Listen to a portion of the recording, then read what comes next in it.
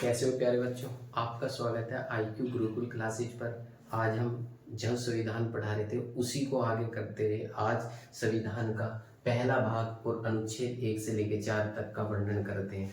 ठीक, कल हमने आपकी प्रस्तावना कंप्लीट करी थी, उससे पहले वाली वीडियो में हमने अनुसूची कंप्लीट करी थी और आज हम क्या करेंगे, आप संघ एवं राज्य का वर्णन करेंगे।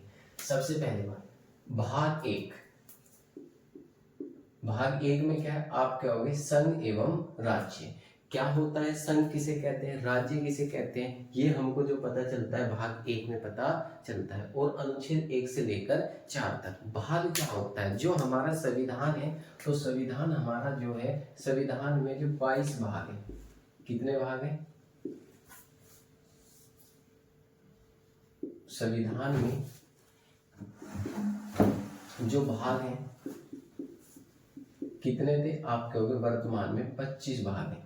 और उन्हीं एक भाग में से जो प्रथम भाग है उसका वर्णन संघ एवं राज्यों में किया गया है। किसमें किया गया है, संघ एवं राज्यों में किया गया है। और भाग का मतलब क्या होता है, भाग का मतलब होता है अध्याय। अध्याय मतलब चैप्टर कह सकते हैं हम किसी इसमें, कि हमें पूरा संविधान ना देखते, जब हम पहला उसमें खोलेंगे तो उसमें हमें पता चलेगा जो पहला अध्याय है उसका वर्णन किससे है, आप कहोगे संघ एवं राज्य से होता है। और इसी के बाद अनुच्छेद क्या होते हैं,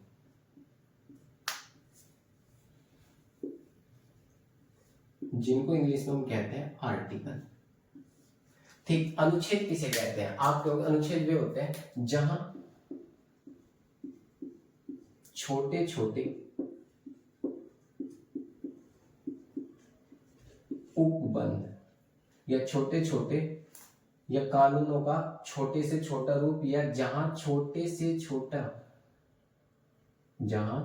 से छोटे उपबंध में कानून लिखा हो, छोटे उपबंध में क्या लिखा हो, कानून लिखा हो। मतलब कि कानून का सबसे छोटा रूप, एक परिभाषा इसकी ये भी बन सकती है, कानून का या कानूनों का सबसे छोटा रूप, छोटा रूप किसका, कानून का सबसे छोटा रूप अनुच्छेद कहलाता है। अनुच्छेद कहलाता है, मतलब कि कानून का सबसे छोटा रूप जो होता है उसी को हम क्या कहते हैं, अनुच्छेद कहते हैं। और जहां छोटे छोटे रूप में कानून हो उसी को हम क्या कहते हैं, अनुच्छेद कहते हैं। और पहला ही अनुच्छेद जो आता है जिसे आप कहते हो आर्टिकल या अनुच्छेद 1, इसमें क्या है, आप कहोगे पहले में ये कि भारत राज्यों का संघ होगा, संघ होगा किसका, जो भारत है वही राज्यों का संघ होगा। अब ये संघ होता क्या है, ठीक, इस संघ को हम क्या कहते हैं, आप कहोगे एक होता है परिसंघ,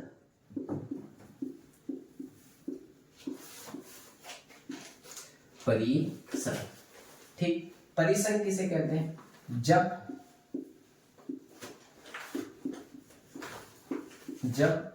राज्य होते हैं, मैं आपको ऐसे समझा देता हूं, जो राज्य होते हैं, जैसे आप कहोगे भारत में एक राज्य मानो कि जम्मू कश्मीर है, जेके, और एक राज्य है गुजरात।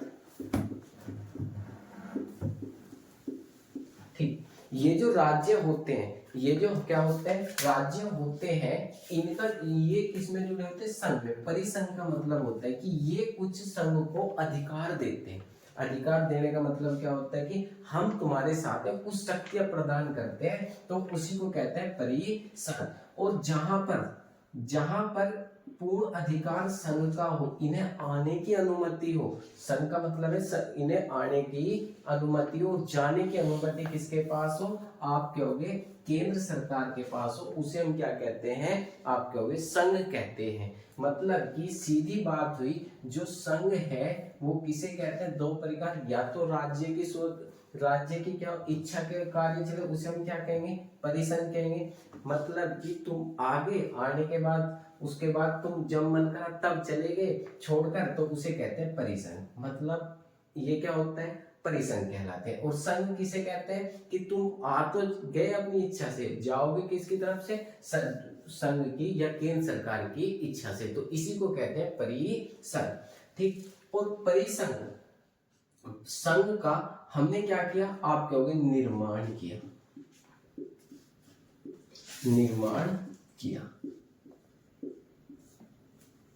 किससे? आप कहोगे जो परिसंघ है हमारा, उसका मतलब संघ का जो हमने निर्माण किया है वो किस आधार पर किया है? आप कहोगे संघ का निर्माण हमने दो देशों के आधार पर किया। एक तो यूएसए, संयुक्त राज्य अमेरिका, दूसरा कनाडा। ठीक। मतलब कि संघ जो है वो यूएसए में कैसा है? आप कहोगे यूएसए में परिसंघ। कैसा है? परिसंघ। परंतु कनाडा में क्या है? आप कहोगे कनाडा में संघ केवल संघ का है। तो इसका मतलब हमने दो देशों के आधार पर अपने संघ का निर्माण किया है। परिसंघ का मतलब क्या हुआ? हमने यूएसए के आधार पर राज्यों को मिलाया है, राज्यों को संघ में जोड़ा है।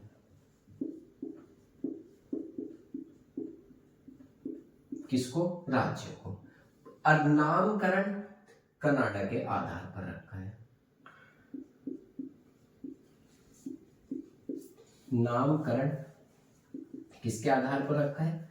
कनाडा के आधार पर। कौन सा शब्द? आप कहोगे यूनियन। यूनियन शब्द। एक क्वेश्चन बनता है कि भारत ने अपने संघ का निर्माण किस आधार पर किया है? यूएसए के आधार पर। परंतु नामकरण किसके आधार पर रखा है? कनाडा के आधार पर। यदि क्वेश्चन बनता है कि यूनियन शब्द कहां से लिया गया, तो आप कहोगे कनाडा से लिया गया है। और उसके बाद यदि क्वेश्चन ये बनता है आपसे कि हमने संघ का निर्माण, भारत ने संघ का निर्माण किससे करा? यूएसए के आधार पर किया है। ठीक। और इसी इसमें एक बात है, भारत ही इंडिया होगा या इंडिया ही भारत कहलाया जाएगा। मतलब सीधी बात है, या तो इंडिया कह दो या भारत कह दो। भारत ही इंडिया और इंडिया ही भारत है। वो कैसा होगा? संघ एवं राज्य। और इसी में किसका वर्णन है? कि राज्यों का समूह होगा। राज्यों का वर्णन, कौन कौन राज्य होंगे या कौन राज्य होंगे, कौन से राज्य होंगे, इस बात की पुष्टि करने के लिए संविधान में हमने एक अनुसूची पढ़ाई थी, जिसको कहते हैं अनुसूची फर्स्ट। अनुसूची प्रथम। उसमें क्या है कि भारत में किसको राज्य कहा जाएगा, किसको यूटी कहा जाएगा, ये सब चीज हमने क्या की थी? उस अनुसूची में बताई गई है। यदि हमसे पूछा जाता कि बताओ भाई राज्य किसे कहेंगे, संघ में राज्यों का वर्णन, राज्य कौन कौन होंगे, उसके लिए हमें अनुसूची फर्स्ट पढ़नी पड़ेगी। तब हमको पता चलेगा कौन राज्य है और कौन केंद्र शासित प्रदेश है। और यदि हमें जानना है कि भारत राज्यों का कैसा समूह है, संघ है, तो उसके लिए हमें आर्टिकल 1 और आपका क्या होगा भाग फर्स्ट का वर्णन देखना पड़ेगा। तो इसी में क्या है? आप कहोगे राज्यों का एक संघ होगा। राज्यों का निर्माण हमने किस संघ का निर्माण किस आधार पर किया?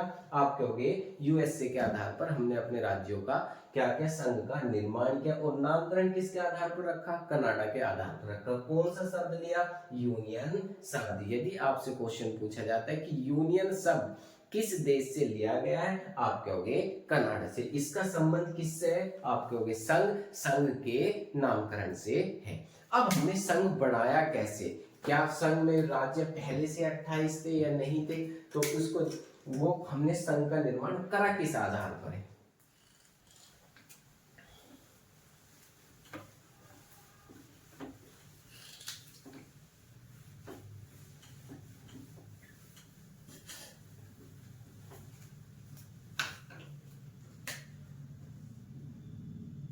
वर्ष 1947 में भारत आजाद हुआ था।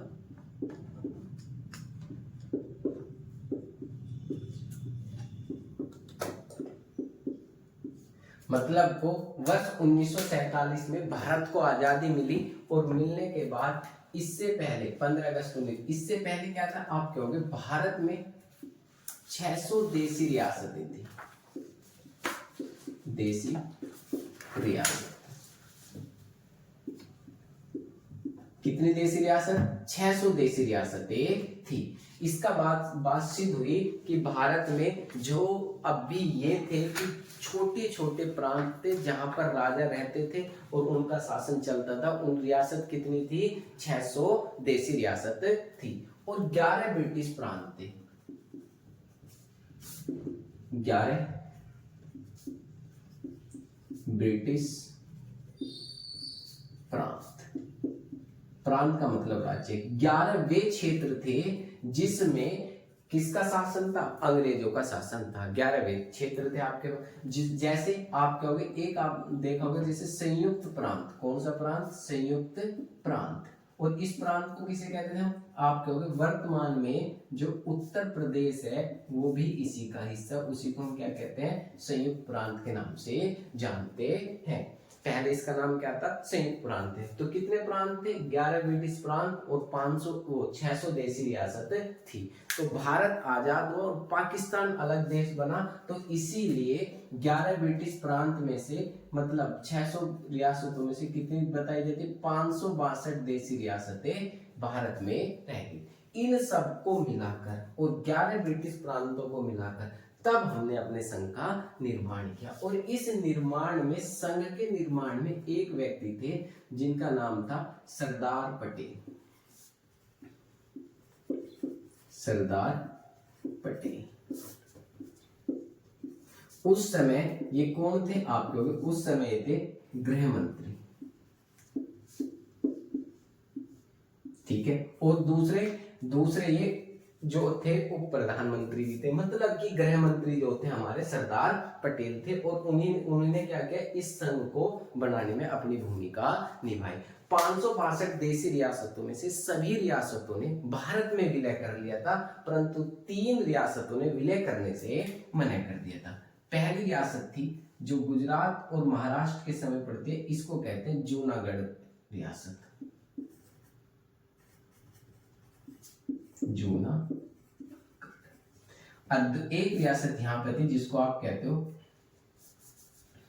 हैदराबाद है। जहां पर हैदराबाद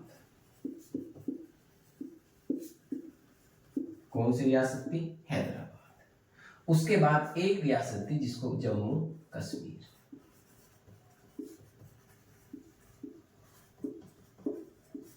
ये रियासत इन तीनों रियासतों ने भारत में विलय करने से मना कर दी थी कि हम भारत में विलय नहीं करेंगे।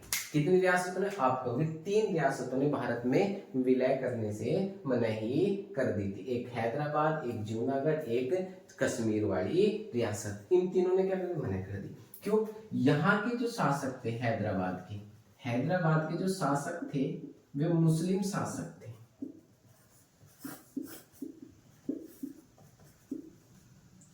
और जनता यहाँ पर अधिकतर जनता कैसी थी आप कहोगे यहाँ पर अधिक जनता थी हिंदू। और यहाँ के शासक भी कौन थे आप कहोगे मुस्लिम थे। ठीक। और जनता भी कैसी थी भाई जनता भी यहाँ पर मुस्लिम थी। यहाँ के शासक थे हिंदू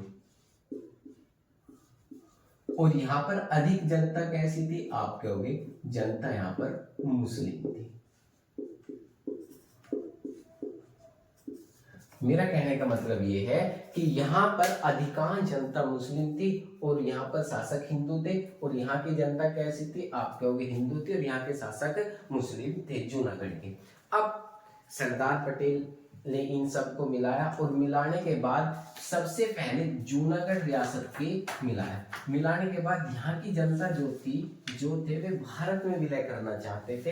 इसी कारण यहाँ के जो थे उसको किस आधार पर मिलाया, आप कहोगे जनमत के आधार पर मिलाया। किसके आधार पर मिलाया, जनमत के आधार पर मिलाया। पहला क्वेश्चन बनता है कि जूनागढ़ रियासत को भारत के संघ में किस आधार पर मिलाया गया, आप कहोगे जनमत के आधार पर मिलाया गया था। सीधी बात। दूसरी, हैदराबाद को सैन्य अभियान के द्वारा मतलब कि कहते हैं कि सरदार पटेल थे तो वे कहते थे कि भाई मिलना है। कैसे मिला, उन्होंने कि हम भारत में नहीं मिलेंगे, तो इसीलिए उन्होंने सेना का प्रयोग किया और इसको क्या कर दिया, आप कहोगे सेना के द्वारा भारत में विलय कर लिया। क्वेश्चन पूछा जाएगा हैदराबाद जो हमारी देशी रियासत थी उसको सरदार पटेल ने किस आधार पर मिलाया था, सैन्य अभियान के द्वारा। और यहाँ पर किस आधार पर मिलाया था, आप कहोगे यहाँ पर मिलाया था विलय पत्र के द्वारा। विलय पत्र के द्वारा मतलब कि विलय पत्र के द्वारा मिलाया गया था। मतलब यहाँ इसमें एक बात सीधी हुई कि तीनों रियासतों को जब हमने मिलाया, पहला जूनागढ़ के को किस आधार, जनमत के द्वारा, हैदराबाद को किस सैन्य अभियान के द्वारा और जम्मू कश्मीर को विलय पत्र के द्वारा मिलाया गया। पर जो ये जम्मू कश्मीर था यहाँ का शासन अलग था, मतलब कि संविधान कैसा था, आप कहोगे संविधान यहाँ पर अलग था। इसीलिए इसका पूर्ण विलय जो हुआ है वो वर्ष 2019 में हुआ है। कब हुआ है, वर्ष 2019 में इसका पूर्ण विलय हुआ है। मतलब कि पूर्ण रूप से कब मिलाया गया, वर्ष 2019 में मिलाया गया है। क्यों, क्योंकि धारा 370 को हटाकर वहां पर पूर्ण संविधान लागू कर दिया गया है। क्योंकि भारत जम्मू कश्मीर का झंडा तिरंगा भी अलग था, वहां के कानून भी अलग सकते और देश के नागरिक वहां पर बस नहीं सकते, रह नहीं सकते, जमीन नहीं खरीद सकते। तो इसलिए कब से, वर्ष 2019 से पूर्णतः इसको मिला दिया गया है। और उसी के बाद इस पूरे संघ को मिलाने के बाद यहाँ पर छोटे छोटे दमन और दीव, जिसे कहते हो दमन दीव, ठीक, और इधर एक क्षेत्र था जिसको कहते हो पुदुचेरी, इन सब का विलय भी भारतीय संघ में कर लिया गया था।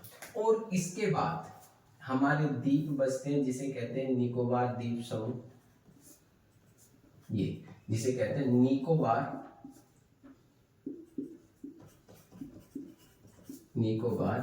द्वीप समूह। निकोबार द्वीप समूह को भारत में मिला लिया गया। और यहां पर एक द्वीप पड़ता है जिसका नाम है लक्षद्वीप,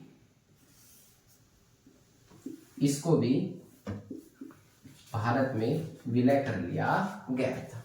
अब क्वेश्चन बनता है इन सब को मिलाकर, इन सब को एक कर तब हमारा पूरा भारत संघ बना, जो आर्टिकल 1 कहता है। आर्टिकल 1 का मतलब भारत राज्यों का संघ होगा। और इसमें 11 ब्रिटिश प्रांत भी थे, सबको एक समान करके तब हमने अपने संघ का निर्माण किया है। तो क्वेश्चन आपसे बनेगा पहला कि बताओ जम्मू कश्मीर को किस आधार पर संघ में मिलाया गया, आप कहोगे विलय पत्र के द्वारा।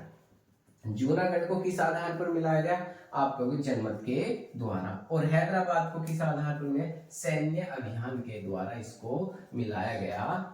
2 पॉइंट क्लियर हो गए। और इस संघ को मिलाने के बाद आर्टिकल 1 भारत राज्यों का संघ हो गया। अब तुम मिल गए हो, अब तुम्हारा जो तुम इस संघ से अलग होंगे तो आपको किस करना पड़ेगा, मतलब किस तरीके से अलग होगे, आपको संघ की अनुमति चाहिए, तुम उसके बगैर अलग नहीं हो सकते। इसीलिए यूनियन शब्द लिया गया था। ये सब बात कहाँ कहते हैं, आर्टिकल 1 में कहा जाता है।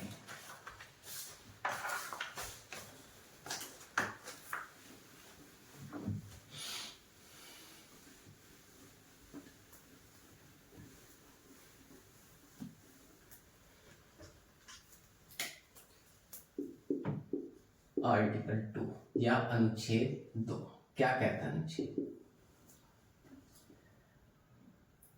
कोई विदेशी क्षेत्र, विदेशी क्षेत्र को भारत में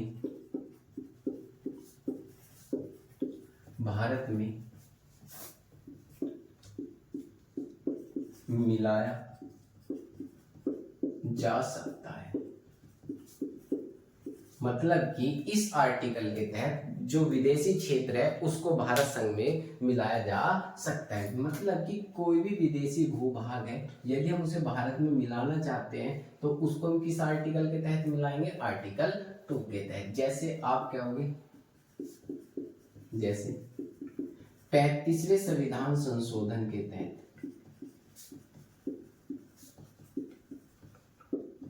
संविधान संशोधन के तहत 1975 में सिक्किम को मिलाया गया था। किसको मिलाया गया था? सिक्किम राज्य को।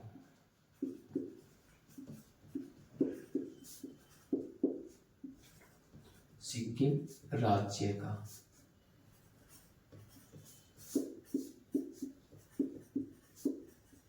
विलय किया गया था। किस राज्य का विलय किया गया था? सिक्किम राज्य का विलय किया गया था। तो जो भी विदेशी भूमि नए राज्य हमने मिला, तो सिक्किम को कब मिलाया गया? आप कहोगे 35वें संविधान संशोधन के तहत भारत में मिलाया गया था 1975 में। ठीक है। और इसी के बाद इसको पूर्ण राज्य का दर्जा भी दे दिया गया था। तो इस आर्टिकल 2 का मतलब क्या है? किसी भी विदेशी क्षेत्र को हम भारत में मिला सकते हैं, तो इस आर्टिकल के तहत मिला सकते हैं। आर्टिकल 3 या अनुच्छेद 3, इसमें किसी राज्य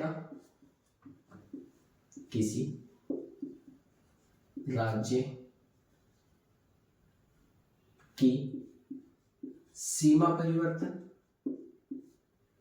क्षेत्र परिवर्तन, नाम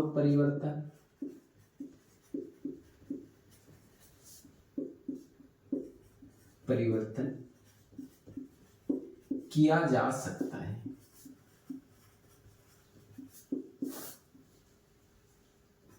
आर्टिकल 3 का मतलब है कोई भी राज्य है उसका क्षेत्र भी हम दूसरे क्षेत्र को दे सकते हैं काट के, या नया राज्य बना सकते हैं। जो भी करते हैं सीमा परिवर्तन, क्षेत्र परिवर्तन जो करेंगे, नाम परिवर्तन भी जो हम करेंगे, वे सब इस आर्टिकल 3 के तहत करते हैं। नाम परिवर्तन, सीमा परिवर्तन कैसे? आप कहोगे जैसे अभी हमने उत्तराखंड को उत्तरांचल से उत्तराखंड में परिवर्तन कर दिया, तो क्या कर दिया? नाम परिवर्तन कर दिया गया था। तो इसका मतलब सीधी सी बात हुई, नाम परिवर्तन, सीमा परिवर्तन कर सकते हैं। अब ये जो परिवर्तन है ये होगा संशोधन के तहत, मतलब आर्टिकल 368 के तहत, संविधान संशोधन के तहत। और ये तब तक नहीं होगा जब तक इसकी अनुमति राष्ट्रपति ना दे। राष्ट्रपति ने दे। कब तक नहीं होगा? जब तक इसकी अनुमति राष्ट्रपति ने दे।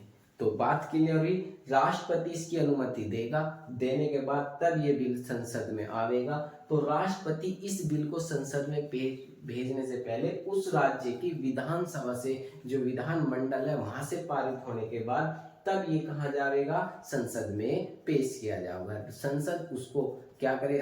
उसमें कुछ कमियां हैं दूर करने के तो कर सकते, अन्यथा नहीं भी। राष्ट्रपति की बिना अनुमति के नहीं होगा। आर्टिकल किसके तहत? आप कहोगे 368 के तहत विशेष बहुमत से पारित होगा। विशेष बहुमत का मतलब क्या होता है? विधानसभा के 2/3 सदस्य प्लस विधान मंडल से भी पारित होना जरूरी, तब ये इसमें लागू होगा। बहुमत 3 प्रकार के होते हैं, तो इसी के तहत ये सब मिलाया जाएगा।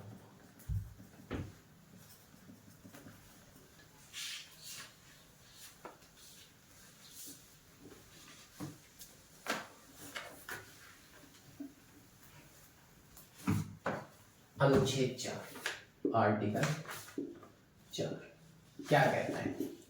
राज्य पुनर्गठन आयोग। राज्य पुनर्गठन आयोग। आर्टिकल 1 भारत राज्यों का एक संघ होगा, उसके क्षेत्र ये सब चीज। आर्टिकल 2 जो विदेशी क्षेत्र होते हैं उसको मिलाने का प्रावधान है।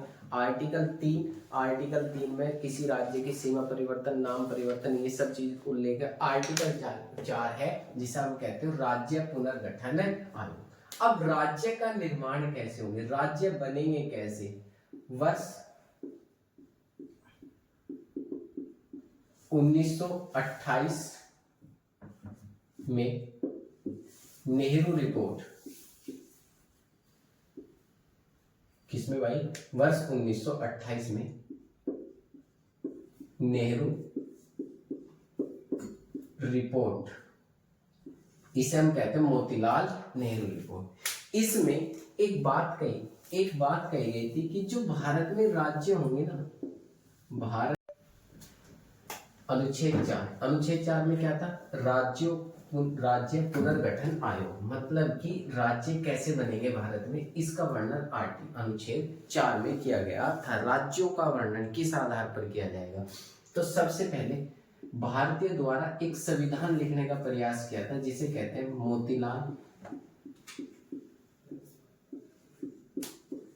मोतीलाल नेहरू रिपोर्ट।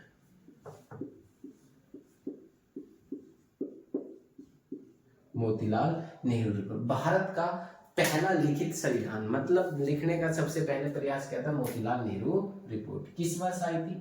ये वर्ष था 1928 में। मोतीलाल नेहरू रिपोर्ट कब आई थी? 1928 में। और इस रिपोर्ट में राज्यों का जो वर्णन किया गया था, राज्य कैसे बनेंगे, तो उसका आधार जो बताया था वो भाषा आधार बताया था।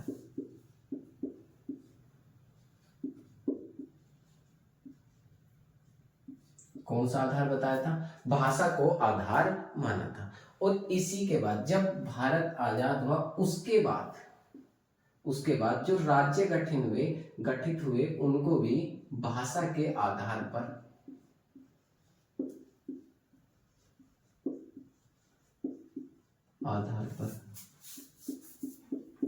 बनाने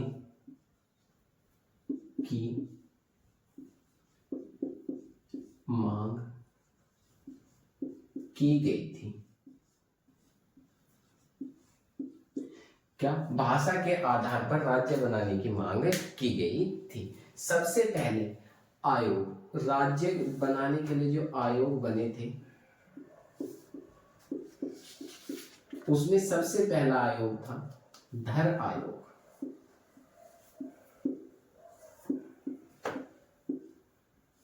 धर आयोग कब आया था? वर्ष 1947। धर आयोग का गठन कब हुआ था? वर्ष 1947 में। इसका गठन किसने किया था? गठन जो किया था राष्ट्रपति डॉक्टर राजेंद्र प्रसाद।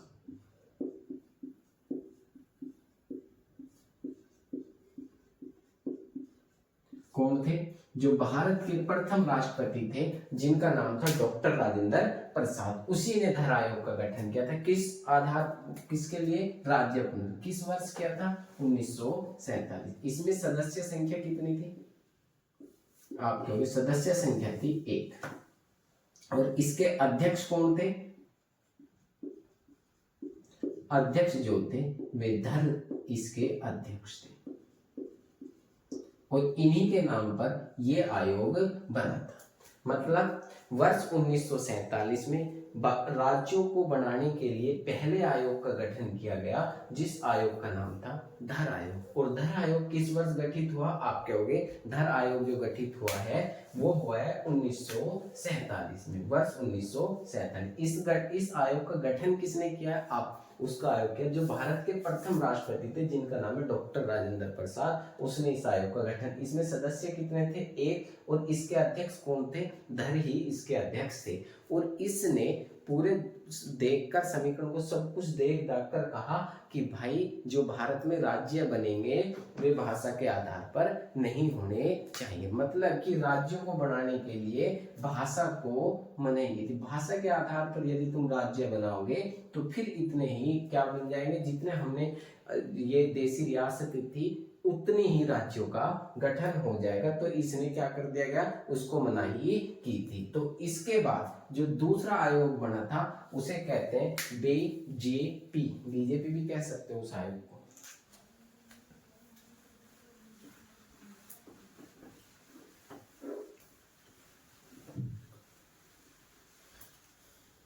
दूसरा आयोग कौन सा था? बीजेपी। गठन किस वर्ष हुआ था? गठन हुआ था वर्ष 1948 में इस आयोग का गठन। मतलब बी का मतलब क्या था? आप कहोगे सरदार वल्लभ भाई पटेल। इसका मतलब क्या था? सरदार वल्लभ भाई पटेल। जे का मतलब क्या था? आप कहोगे पंडित जवाहरलाल नेहरू। नेहरू। पी का मतलब था पटवी सीतारमैया, या कह सकते हो पटवी सीतारमैया। ये तीन व्यक्ति थे। मतलब कि इस आयोग को नाम से जाना बीजेपी आयोग कहते हैं। इसका गठन कब हुआ? आप कहोगे इसी का गठन भी 1948 में हुआ। और इसी आधार पर इसने भी किसकी रिपोर्ट को सही? धर आयोग की रिपोर्ट को सही कहा। और इसने कहा कि भाषा आधार राज्य हो कोई बात नहीं, पर एक भाषा ना हो। एक भाषा राज्य न हो। कहने का मतलब ये है कि भाषा के आधार पर बनाते ठीक है भाई, परंतु एक भाषा एक राज्य न हो। ठीक है, अनेक भाषा अनेक राज्य हो। मतलब कि एक राज्य में अनेक भाषाओं को मिलाकर राज्य बनाया जा सकता था। वर्ष क्या हुआ? यहां पर तमिल और तेलुगु हिंसक हो जाने के कारण भारत में पहला राज्य बना वर्ष 1953 में। भाषा आधार मानते हुए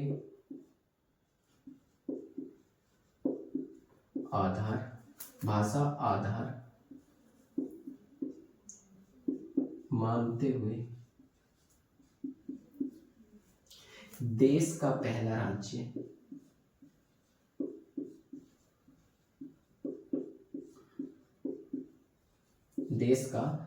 राज्य आंध्र प्रदेश बना।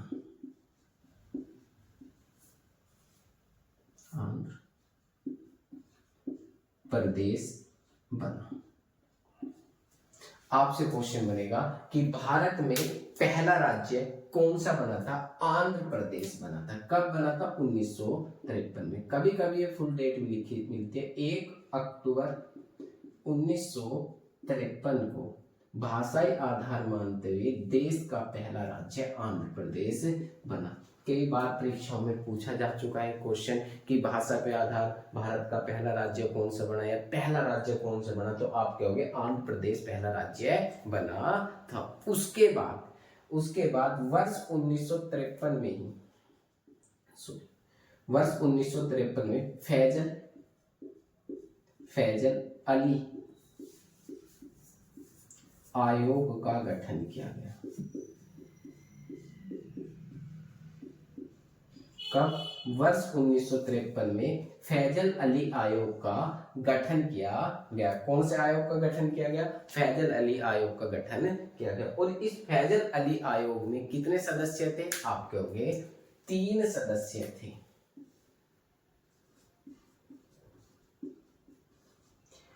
3 सदस्य थे। और इसने अपनी रिपोर्ट 1955 में दी, और 1955 में अपनी रिपोर्ट देने के बाद कब दी? 1955 में। और इसमें 1955 में रिपोर्ट देने के बाद भाषा को आधार मानते हुए 1956 में, ठीक, 1956 में कितने राज्य बना दिए गए? 14 राज्यों का गठन कर दिया गया। मतलब कि राज्यों से संबंधित 3 आयोग हमने पढ़े। पहला कौन सा था? धर आयोग। कब बना? 1947 में। यहां लिख देता हूं, धर आयोग कब बना था? 1947 में। इसने क्या कहा था? भाषा आधार पर राज्य नहीं होने चाहिए। दूसरा आयोग कौन सा बना था? बीजेपी आयोग बना, जिसमें 1948 में कहा, उसने भी क्या कहा कि भाई भाषा तो हो परंतु एक भाषा एक राज्य नहीं हो। तमिल और तेलुगु हिंसक हो जाने के कारण 2 भाषाओं के लोग, और 1953 में 1 अक्टूबर 1953 में जो हमारा पहला राज्य बना था जिसका नाम है आंध्र प्रदेश राज्य बना था, और इसकी राजधानी क्या बनी थी? करनूल इसकी राजधानी बनाई गई थी। और उसी के बाद फैजल अली आयोग बना 1953 में। इसमें कितने सदस्य थे? 3 सदस्य थे, और इसने 1955 में अपनी रिपोर्ट दी, और 56 में भारत में 14 राज्य बने। क्यों? क्योंकि भारत की जो 8वीं अनुसूची है उसमें उस समय कितनी भाषा थी? आप कहोगे 14 भाषाएं थी, और राज्य भी कितने बने थे? 14। अब वर्तमान में कितनी भाषाएं? आप कहोगे वर्तमान में 22 भाषा है, जिनमें से राज्य कितने हैं? आप कहोगे राज्यों की संख्या 28 है। जो कल वाली क्लास आएगी उसमें आपको पता चलेगा 14 राज्य 1956 में कौन कौन बने थे। उसके बाद जो 28 राज्य हैं वे किस वर्ष बने? जैसे 2000 में 3 नए राज्य बनाए गए थे, और आपका पूछा जाएगा कि सिक्किम कौन सा राज्य बना था और गुजरात कौन सा राज्य बना था। तो नए राज्यों का आपको पता चल जाएगा कल वाली क्लास में। ओके, बाय, कल मिलते हैं।